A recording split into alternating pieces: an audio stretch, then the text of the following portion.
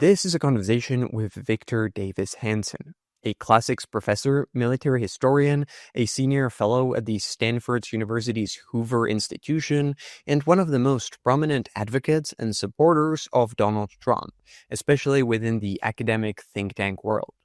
If you've listened to this podcast before, you probably noticed that I am quite critical of Donald Trump's foreign policy. While I don't reject everything he does, I have some pretty fundamental issues with how he treats Europe, NATO, or America's allies and its international commitments in general. And you also might have noticed that many of my guests are very critical of Donald Trump's foreign policy as well. Just in recent months, I spoke with John Bolton and Applebaum, Francis Fukuyama, all of whom have been even more critical than me.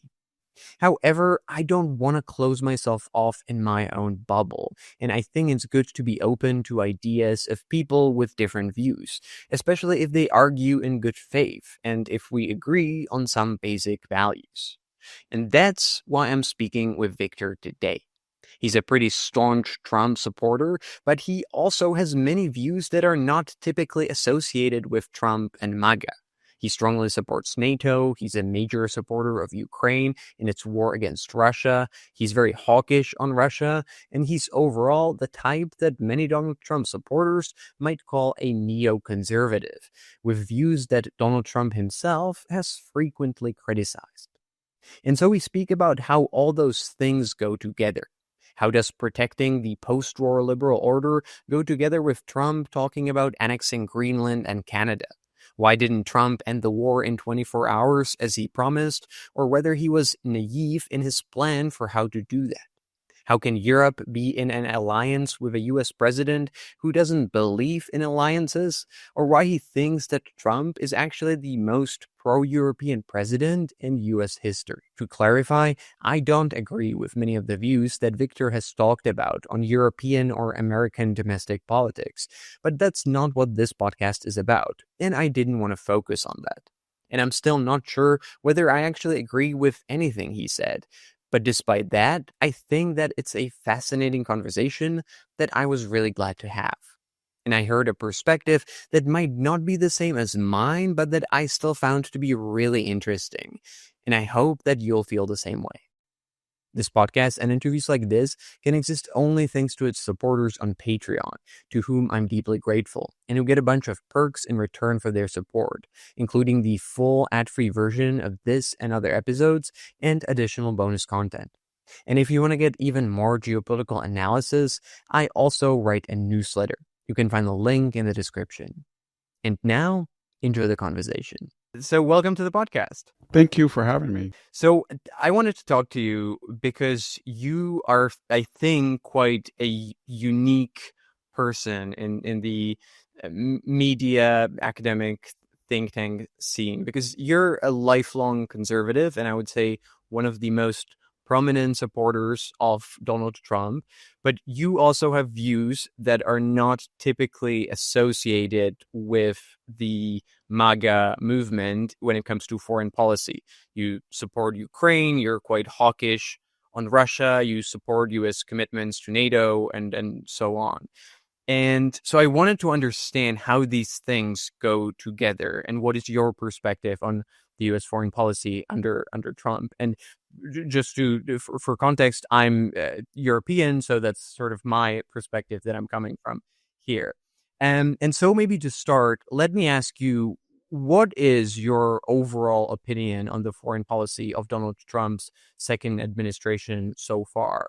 How happy or unhappy are you with it, and how well do you think Donald Trump is doing in this area? On foreign policy, I'm very happy. I think all of us are worried about the debt. We have $37 trillion in debt, and we're paying $1 billion a day in interest, and that could go to defense, for example. So the interest on the debt is higher than the defense budget. So that's a problem. And the other thing is there are people in the MAGA movement that are losing influence, and as they lose Marjorie Taylor Greene, I think to a lesser extent Tucker Carlson, and as they one of the ways that they vie for influence is they try to bring in I guess they call them an alt-right, alternative right, but basically they're obsessed with Israel and support for Israel, to a lesser extent Ukraine. And sometimes they voice things that are overtly anti-Semitic and conspiratorial, and that the left has been, mostly in the United States, the party that tolerated anti-Semitism in the last 30 years, mostly on the university campus and mostly in association with the Middle East. The old anti-Semitism on the right had died out, and now there's a recrudescence. So those are things that I'm worried about. But foreign policy, I was very worried under Biden, given that we had 2 theater-wide wars. Chinese had a balloon that just traipsed across the United States. And the European NATO countries were not as ready. I think one of the problems that Europe has with Donald Trump is they can't separate the art of the deal rhetoric from the actual policy. So he offends people, and that is part of his strategy to get people irritated, angry, and demands outrageous things, and then they want to compromise and come back to where that was really his goal. So take the 2%. He can say he was going to leave NATO, he was going to not honor Article 5, but what he wanted was the 31 nations to just make the 2% GDP. And now I think all but 3 have. And that when he came into office in 2017, only 6 had. In fact, even the Europeans were agreeable, or even perhaps on their part had the original initiative to go up to perceived 5%, which, to be frank, is higher than we're only at 3.8% of GDP. But the question that people have is, does he do and the same thing with tariffs? He goes very high, and then it's art of the deal, negotiate back down to say 15% or something, which is about what we're tariffed by Europe. So here in the United States, his critics say, well, maybe that's true, but the damage is done psychologically and people don't forgive him. And then his supporters say, it doesn't really matter about the rhetoric or what people feel, it's the actual results. So then they say to themselves, let's surveil the world. Is the United States better off in the Middle East? And just be empirical about it. Russia is gone now for, it is gone out of the Middle East. It has no foothold in Syria. Nobody has to ask Russians to go into Syrian airspace if they have to. Iran will not be getting a nuclear weapon for 4 or 5 years. It has no air defenses for the immediate future. Everybody said the Hezbollah were the SS of the Waffen-SFs of the Middle East. You couldn't tamper with them. They'd blown up Americans in Lebanon, the embassy. They were indomitable. They are neutered for a while. Same thing with Hamas. They were the people you had to take seriously, not the Palestinian Authority. They're in the subterranean labyrinth right now. They're not really a cohesive terrorist group anymore. The Houthis have been quiet. They had stopped all commerce on the Red Sea. We go to Ukraine. Donald Trump, in art of the deal, thought that he could charm Putin, and he kept reminded everybody that of the last 4 administrations, there was only one in which he didn't leave his borders. That was Trump's, because of his Jacksonian deterrent policy. And then he tried to flatter Putin in the art of the deal fashion. Putin, I think, very stupidly didn't understand that and played him. Donald Trump, being Donald Trump, said, I've been played by Putin. Said he went home to his wife and said Vladimir was very friendly on the phone. And she said, oh, yeah, by the way, he just killed more Ukrainians today. So now, the Congress has approved, I think it's $170 billion in future support for Ukraine in six congressional bills. And Donald Trump has to be very careful because he is a Jacksonian. That means he wants to go overseas in a reactive fashion to restore deterrence, kill Soleimani, Baghdadi, bomb ISIS, destroy the Wagner group in Syria that attacked us, one-off in Iran, but not get on the ground, not nation build, not use U.S. forces in what the MAGA base has called forever wars.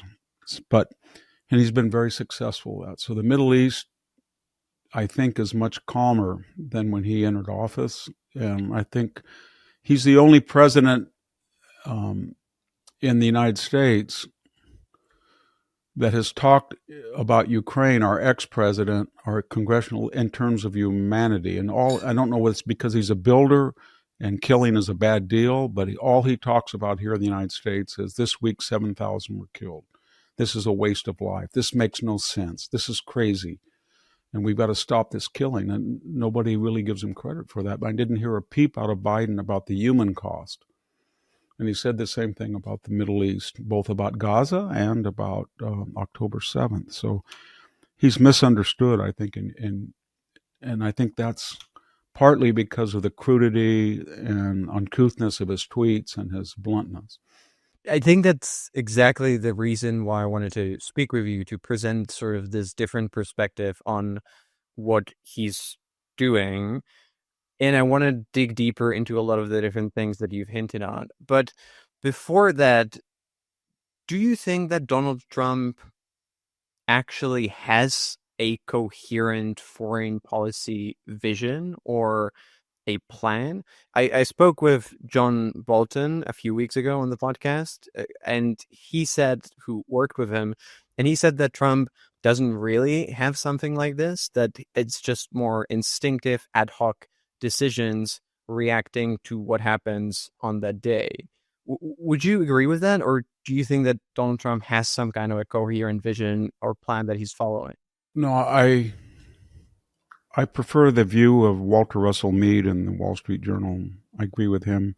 He's a Jacksonian, so his overarching view is that the United States and its interest will be preeminent again in the world, and that requires radical changes domestically. That means we're going to be the largest, as we are now, gas and oil producer. We're going to be preeminent in rocketry, AI, robotics, genetic engineering, all the new technologies.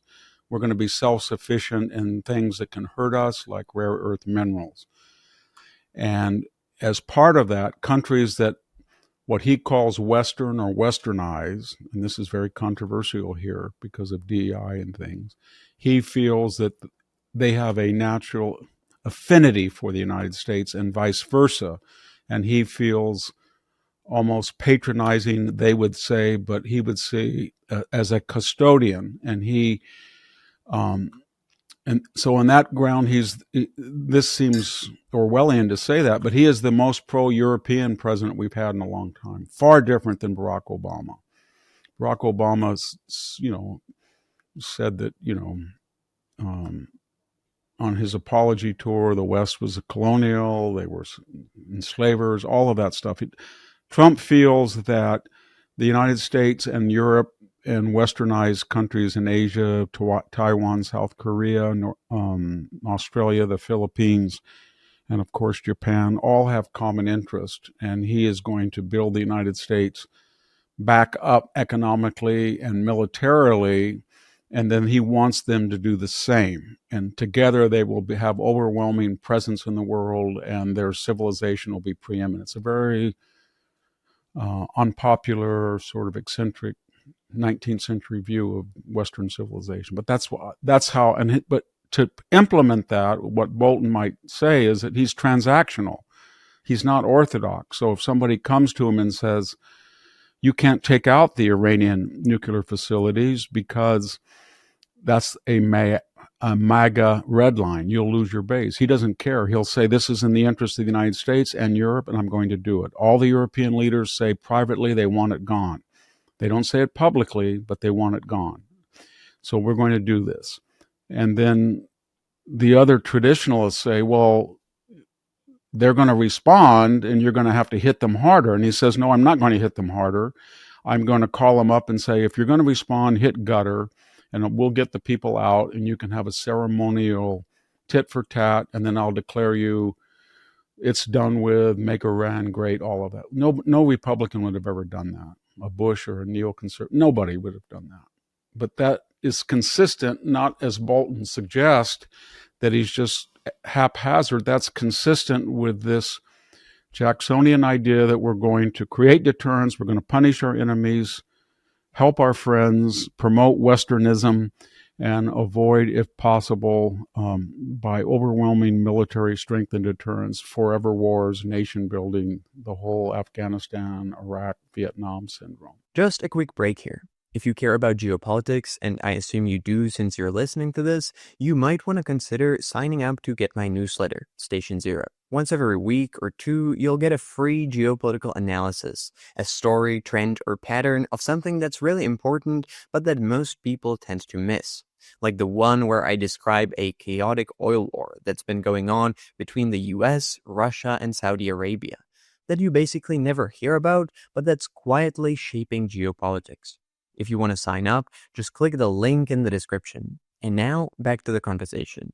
I think that's really interesting, especially that you say that Trump has a custodial view of the West and Europe, because I think that the overwhelming sense here in Europe is more that rather than being annoyed of being patronized, it's more a fear that we're being sort of left out in the cold alone, and that the United States is sort of now only thinking about its own interest rather than the collective maybe interest of the West as it was seen before.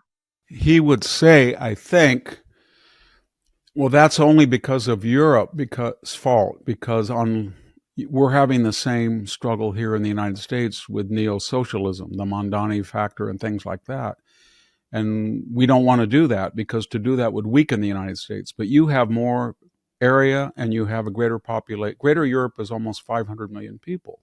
So there's a reason why your GDP is still lower than ours when you have, 150 more million people, and your cost on electricity and power are phenomenal compared to ours. You have rich deposits you could frack. You could produce nuclear plants like France. Germany is imploding by this wind solar stuff. We have experimented under Biden with open borders, 12 million. It was a disaster. We closed the border. We're deporting people. So what he would say is, you're doing what people in the United States on the left wanted to do, and we saw what happened under Biden. And if that had been successful, you would be in bad trouble right now, because the United States would not be strong or able to protect you, at least to the degree that we will be as we self-correct. So custodian in the sense that he wants Europe to be stronger. He says that all the time. He thinks they make good weapons. The Swiss came over and they charmed him and they showed him all of their Rolexes and everything. And he said, oh my God, Swiss better. I've got to lower the tariffs. He has great admiration for the history of Europe, but he feels that he can't really work with it if it's so if he thinks it's suicidal like the American left. That's just the way he feels. And that's why he looks very fondly at Meloni in Italy, or many of the Eastern European governments that he's very close to, or the Farage phenomenon. He thinks that will be, Milei in Argentina. That's what he wants to see happen.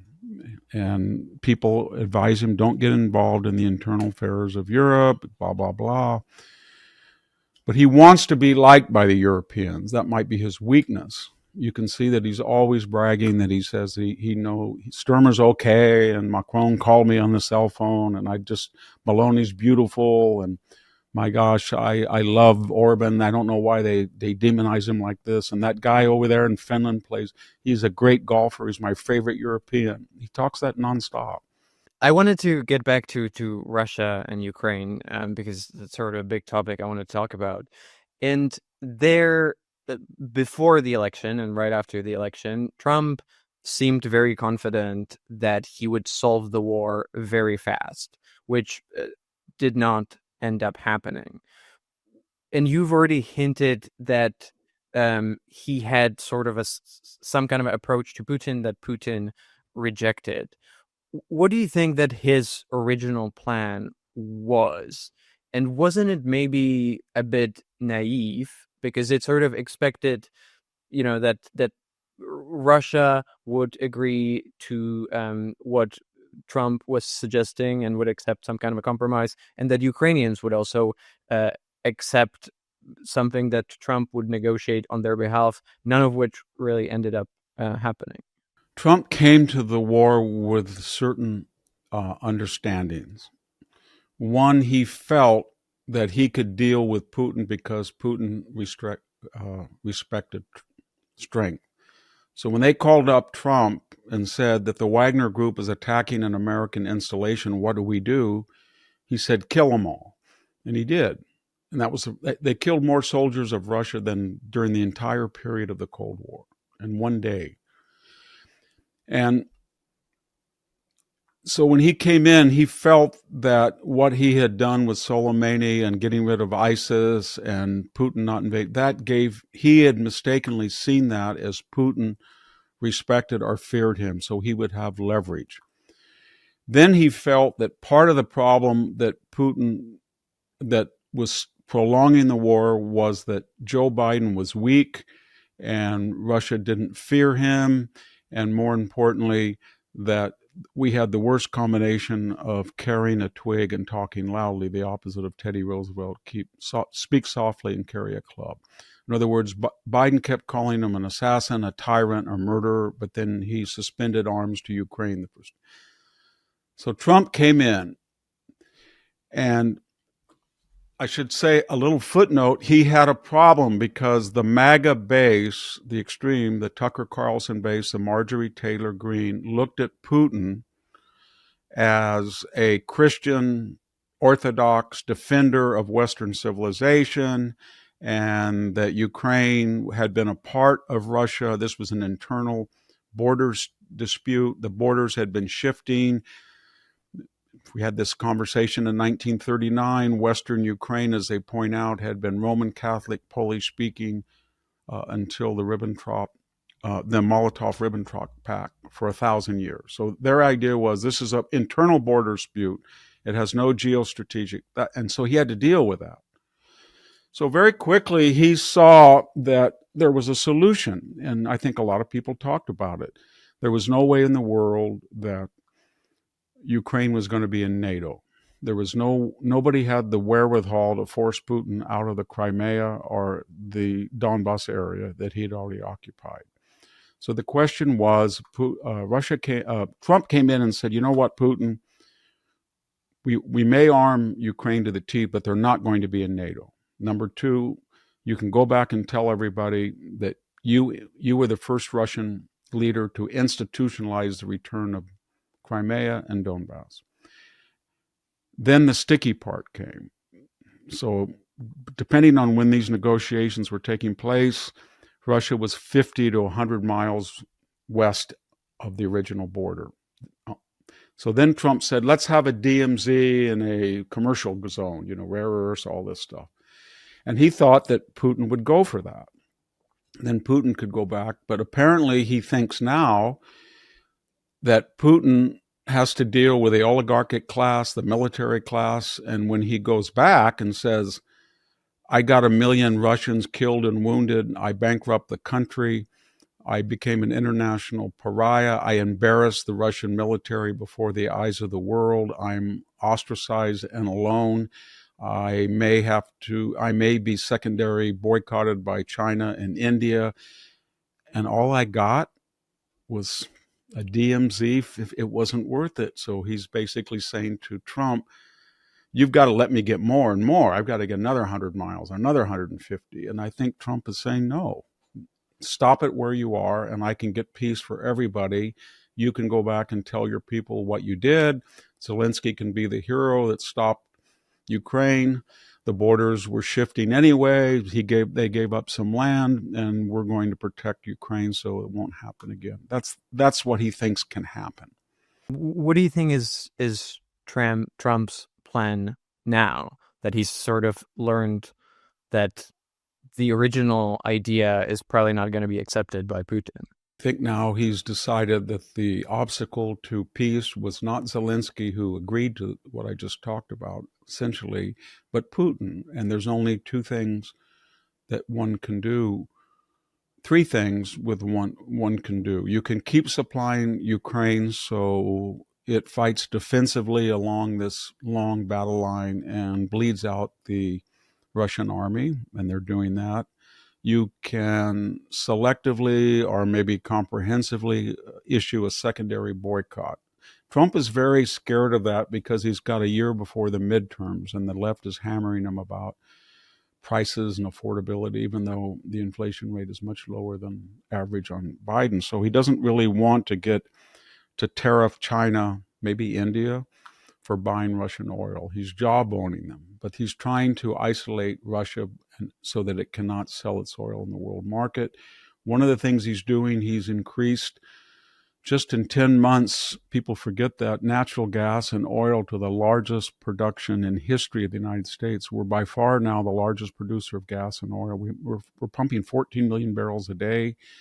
He's going to open up vast swaths of Alaska, and he thinks he's going to get to 16 million barrels a day. And he wants, gasoline has fallen here in the United States from $3.40 a gallon down to $2.98 just in 10 months. And he wants to get it down to $2. People think that's crazy. It's not good for the green lobby, but he feels it'll also bankrupt Putin because it'll bring down the world price. And that's one of the reasons he doesn't really talk enough about that, but because he's getting criticism that he's too interested in foreign affairs and he's too much in Europe and he's not a America First agenda. He's getting that every day in the conservative media. So, but that's one reason why he's doing that. The third is, strategically, if you wanted to win the war, Ukraine wanted to win the war and force Russia back to its borders, then strategically it would be justified to hit more targets inside Russia. And that would be electrical generation, oil production, weapons production. And to do that, you would have to do more than just these sophisticated drones they've been using. Quite effectively, you would need Tomahawk missiles with over 1,500-mile range. And Putin has told him, if you do that, that's going to be an escalation. And then the advisors around Trump say to Trump, there were rules in the Cold War that neither nuclear power, superpower, used a proxy war to attack the homeland of its rival. So we had Vietnam. We didn't use Vietnam or Korea to bomb the Russians who were supplying either one. We kept clear, and we gave arms to the Taliban in that proxy war, but we didn't go into Russia. We didn't attack Russia via the Taliban. The one time it happened, that was Nikita Khrushchev used a proxy, Cuba, to arm them and point missiles at us, and we went to DEFCON 2 and told Khrushchev we were on the edge of nuclear war. So the advisors around Trump say to him, if you supply Tomahawk missiles, and they are U.S. brands, and this is envisioned as a proxy war to hurt Russia, and you're directly involved, and directly involved would be defined by American advisors on the ground in Ukraine, showing Ukrainians how to target, etc. And there's probably some there already about defensive patriots and things. Then that's a provocation, and we're going to have a problem. So I think that's a red line, and that's why he backed off. But that would be justified if this was a theater that did not have nuclear geostrategic consequences. Well, I'd be really interested to hear your view, but to me, it kind of seems that now, where we are today with Trump's policy towards Russia and Ukraine, is that after roughly the 10 months or so of him being a president, we got to a point where his policy is more or less the same as Biden's policy was in the previous administration. There are some differences, but at the end of the day, it's both of them are supporting Ukraine, but with some limitations. Both are sanctioning Russia, but also with some limitations. So it seems that we've kind of ended with a pretty similar policy as Biden has had previously. What's your view on that? I think that's true. If you were to ask Trump about it, he would give you the same line that he always did. Wasn't my war. I inherited it. He didn't fight on my tenure. He only fought on presidents that were weak. He went into Ossetia and Georgia when George W. Bush was bogged down in Iraq and a lame duck in 2008. He went in under Obama because of the the South Korea talk, when Obama said, tell Vladimir that if he gives me space as my last election, I will dismantle missile defense, which he did. And then Putin did go in as he gave him space to get reelected. That was the hot mic fiasco. And then he went under Biden, and Biden said he wouldn't react if it was a minor invasion. And he suspended all shipments in June of 2021. He put a hold on them. So Trump comes in and says, I didn't make this. He wouldn't have done it under me because I was too unpredictable. And I don't know what I would have done, but he wouldn't have done it. So now I am cleaning up the mess. He thought that he could clean up the mess, and now he sees that it was not resolved despite Biden's inadequacies. So now his strategy is I think he's coming back to what Biden is doing, with the qualifier that NATO is in that there's going to be some absurdities that are going to be ended. The Europeans, for all I understand, they need natural gas, but Trump is going to force them not to buy things from Russia, especially Germany. And I think they've all agreed within a year to stop it. And the U.S. says it's going to supply liquefied natural gas. It can't do that in sufficient amounts, but that was kind of an absurdity. And then I think with the addition of frontline states like Sweden and Finland and the rearming, that he would say that the United States is rearming, that within a year, NATO and the United States are going to be much stronger than they were 3 or 4 years ago. And just give you an example, when Biden left office, we were short 45,000 recruits, and we were told by the Secretary of Defense that this was going to be permanent because of gang activity, obesity, drugs, competition with the private sector. We just couldn't get them. Now we've had 55,000 new recruits. And the obvious reason was that there is a particular type of American that likes to be in combat, and they are usually defined as white males from rural areas, often the South. White males in America represent 33% of the population. They died at about 75% in Iraq and Afghanistan. But when you targeted that demographic, as Biden and Austin and Milley did, and said that they were suspect of racism or white nationalism, they were going to be investigated. DEI was going to adjudicate promotions. Trans, gay issues were going to be a paramount. They just in droves did not. And then 8,000 of them were drummed out because they didn't want to get the vaccination. Trump comes in and says, there's no DEI, it's meritocratic, we don't care what you look like, and we want you people who were hesitant to come back, and we're going to emphasize battlefield efficacy, period. Arms, and that's what he thinks he's done. So that's a long explanation that he feels that Europe and the United States are incrementally but insidiously getting stronger every day, and Russia's getting weaker.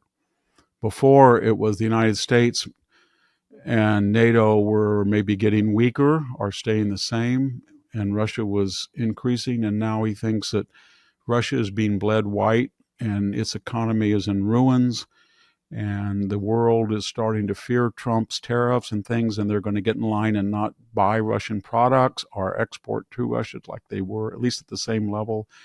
And more importantly, his threats will be less and less serious because NATO is getting much stronger. People, within about 3 years, NATO is going to have 2,000 or 3,000 frontline fighters, and they're going to be piloted by some of the best pilots in the world that are comparable to Americans. So when you look at NATO's strength, it's pretty indomitable. The United States has already said that if Russia and China continue to test nuclear weapons, that we're going to do the same thing and increase our. We have 6,500 nuclear weapons, and they're going to be updated. It's kind of tragic we have to do that, but that's what Russia and China have been doing. And Trump has said they're not going to get an edge over strategically and then challenge both the homeland, and we're going to have a missile defense, he thinks, but they're not going to challenge the homeland or try to pick off allies of the United States and said America would not protect you in an existential war. One thing that I wanted to pick up on was that it kind of seems that you're saying that you think that Trump is actually more hawkish on Russia and maybe more pro-NATO than it seems, or that he's letting it seem like, because his base, or some part of his base, and a lot of the influential voices in MAGA don't really share that view. So he's sort of toning it down, but in reality and in policy, he's more hawkish and more pro-NATO than it seems. Is that correct? Thank you for listening to the free part of this interview. The conversation is not over yet, but the next part is only for the paid members on my Patreon or Substack. I try to make the best possible geopolitics content, and I put a lot of effort and time into this podcast. And there's quite a lot of costs that I have to pay that are associated with it. It's the supporters on Patreon that allow me to do all that, and making part of every single interview exclusively available only for them is my way of saying thank you, since without them, it just wouldn't exist. So if you want to listen to the rest of the interview, ask questions to guests who appear on the show, or myself, get bonus content and my own takes on geopolitics, become part of an active community of geopolitics enthusiasts, and most importantly, make the continued existence of this podcast possible, do consider becoming a supporter. It really helps. To join, you can find the link in the description or go to patreon.com/decodinggeopolitics.